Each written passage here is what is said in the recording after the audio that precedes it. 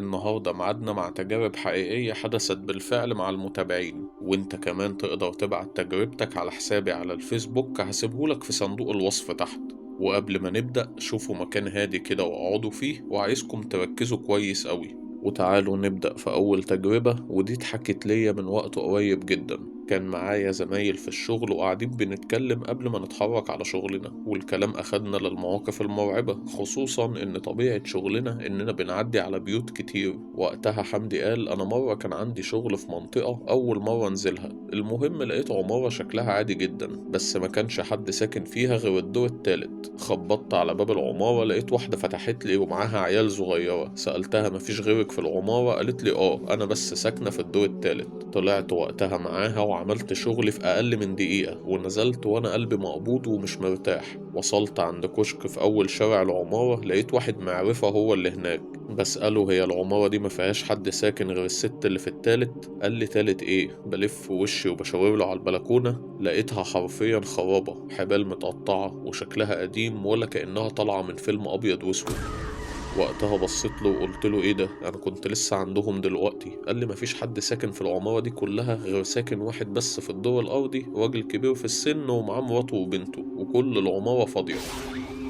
وقتها انا اتصدمت، وبقيت بعد كده لما اوصل العمارة دي استنى الساكن ده يفتح لي ومطلعش ابدا العمارة لفوق.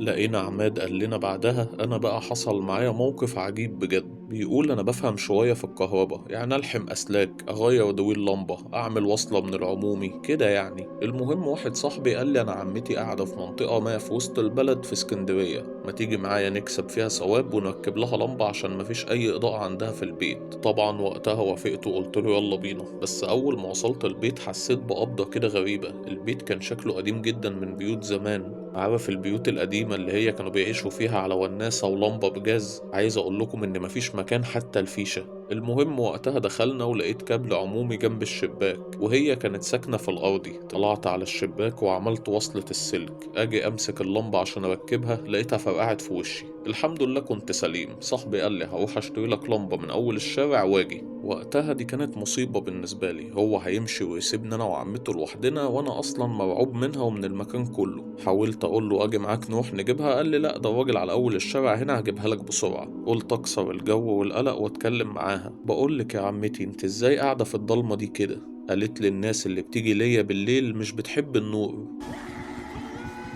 ولما انا بعوز نور بفتح الشباك، البلكونة اللي في وشي بتدخلي نور، وما تسألش كتير في اللي ملكش فيه. انا وقتها بصيت لها وقلبي وقع في مكانه، وكملت لعب في الاسلاك اي حاجة لحد ما صاحبي جه. وقتها ركبت اللمبة ومشينا. بكلم صاحبي وبقول له انتم ازاي سايبينها كده في مكان زي ده؟ قال لي احنا حاولنا معاها كتير جدا نمشيها من هنا وبرضه مفيش فايدة. وبعد فترة صاحبه ده قال له ان عمتي وافقت تمشي من الشقة وجبنا لها شقة ايجار في منطقة شعبية. بس مصايب وقتها حصلت. كل يوم الشقة يطلع منها أصوات مرعبة، الجيران اللي فوقها وتحتها بقى يحصل فيهم مصايب.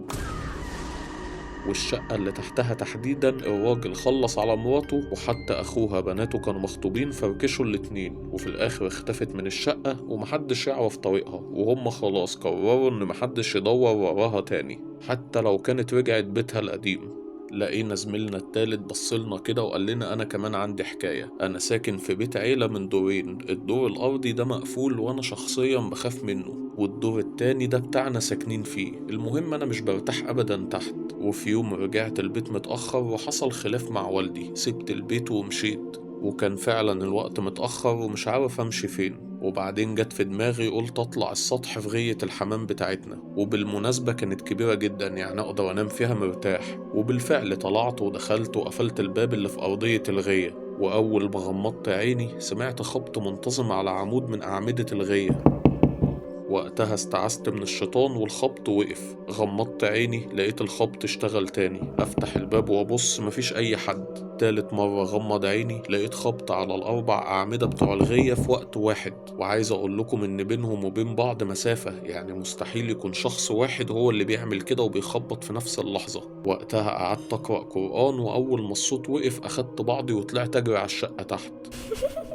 خلاص وقتها خلصنا قعدتنا وكل واحد حكاله حكاية ويلا بينا نبدأ شغل. نزلت أنا وحمدي المنطقة بتاعتنا وابتدينا نتكلم في اللي اتحكى، وأثناء وجودنا في عمارة طلعنا الدور الرابع. وقتها قلبي اتقبض ولقيت شقة بجد مهجورة، الباب بتاعها مقفول بس نصه مش موجود، وجوه الدنيا ضلمة كحل، والشقة على الشارع العمومي والسلم فيه نور. طب مضلمة كده ازاي؟ ده احنا 12 الظهر. وقتها انا كمحمد انا فضلت واقف قدام باب الشقة وفي حاجة شداني لجوه، لقيته قال لي وانا واقف اتفرج تعالى معايا وهفهمك بعدين، بس انت ابقى فكرني اقولك حاجة اما ننزل من هنا.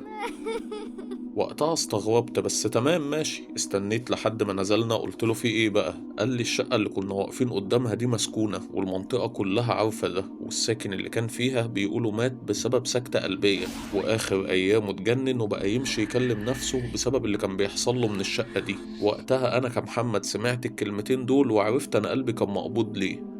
والقصة اللي جاية دي اتبعتت ليا من عم علي، بيحكي وبيقول زمان أول ما دخلت الجيش اتحدفت في السلوم، وطبعا السلوم مقطوعة تماما انت والخلا بس. المهم الخدمة بتاعتي كانت في الليل ماسك أمن على عنبر الجنود، وفي زي كلمة كده بنكون كلنا متفقين عليها عشان في عز الليل محدش بيكون شايف كف إيده، ولو حد ظهر قدامي بطلب منه الكلمة دي، ولو ما نطقش بسأله مرتين كمان، ولو مفيش إجابة بتعامل معاه بالسلاح. وفي ليلة نوبة الحراسة كانت عليا، وقفت وسمعت زي صوت طوب صغير كده بيتحدف عليا من بعيد، وشوية وسمعت صوت خطوات جنبي، ويدوب عيني شايفة زي ظل أسود. وقتها مسكت السلاح وحطيته ناحيته، طلبت منه كلمة السر مرة واتنين وتلاتة ومفيش أي حاجة. لسه هبدأ أتعامل معاه بالسلاح لقيته اختفى من قدامي وهو سخن جه في وشي، وصوت همس جه من ورايا وقال لي كلمة السر ايه. وقتها عرفت ان اللي بتعامل معاه ده مش بشر. قعدت على جنب وانا قلبي هيتخلع من مكانه، وقعدت اقرا قرآن لحد ما ميعاد الخدمة خلص،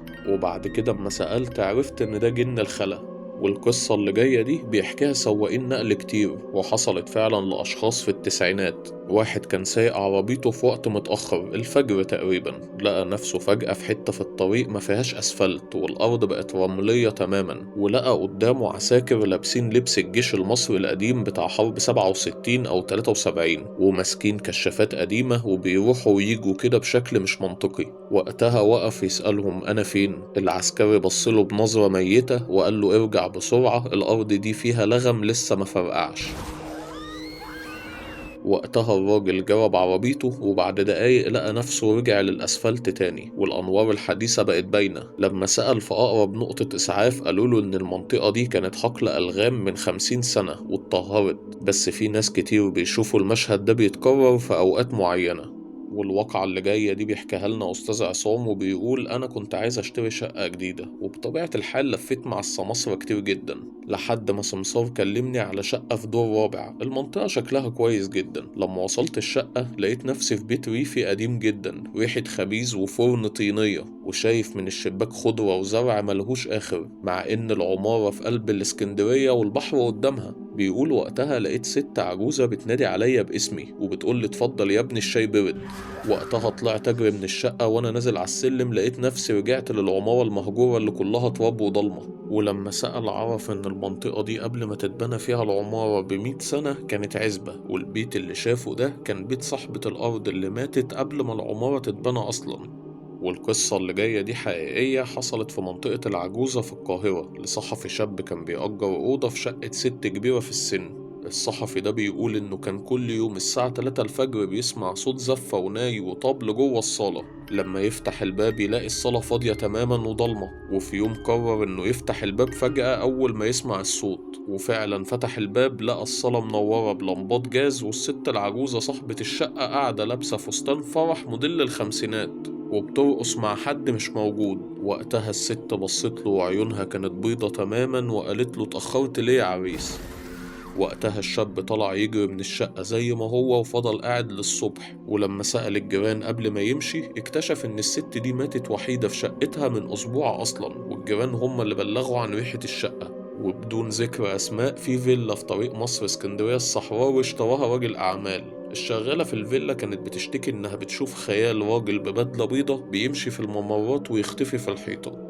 وقتها راجل الأعمال ده قرر إن هو يسهر ويشوف إيه الحكاية. لقى الساعة في الصالة بدأت تدق 13 دقة، وده مستحيل. وفجأة لقى نفسه في لوكيشن تصوير قديم، كاميرات خشب ومخرج بيزعق وممثلين لابسين لبس أبيض وأسود. الراجل اللي لابس أبيض بصله وقال له: أنت مش في السكريبت بتاعنا، اخرج بره. فجأة الفيلا رجعت لهدوءها، ولما دور في تاريخ الأرض لقى إن الفيلا دي كانت لوكيشن تصوير لآخر فيلم لممثل مشهور مات وهو بيصور فيه سنة 1960 في نفس المكان.